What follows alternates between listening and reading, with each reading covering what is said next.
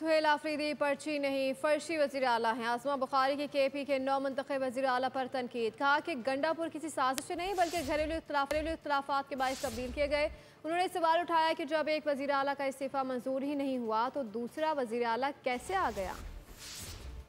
खेज़ बात यह है कि वो कह रहे हैं मैं किसी पर्ची के थ्रू नहीं आया। ये भाईजान आप फर्शी वज़ीर आला है, आप फर्शी सलाम कर करके आए हैं हलीमा बाजी को। वज़ीर आला वैसे तो वो इलेक्ट नहीं हुए, क्योंकि एक वज़ीर आला अगर डी नोटिफाई नहीं हुआ तो दूसरा वज़ीर आला कहाँ से आ गया। इन्होंने हर चीज़ को ना वो समझ लिया ज़मान पार्क है, इधर इसको इधर बिठा दो उसको उधर बिठा दो और इनकी मर्जी चलेगी। कानून और ये कोई मोम की नाक नहीं है जिसको आप इधर से उधर जो है वो खींच लेंगे।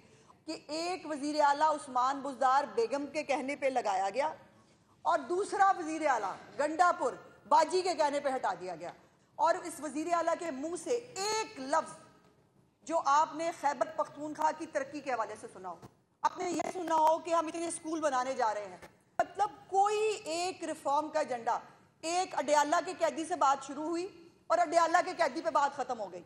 इससे ज्यादा ना इनकी सोच है, ना इनके पास कोई नजरिया है। सब्सक्राइब करें और बेल दबाएं ताकि कोई खबर रह न जाए।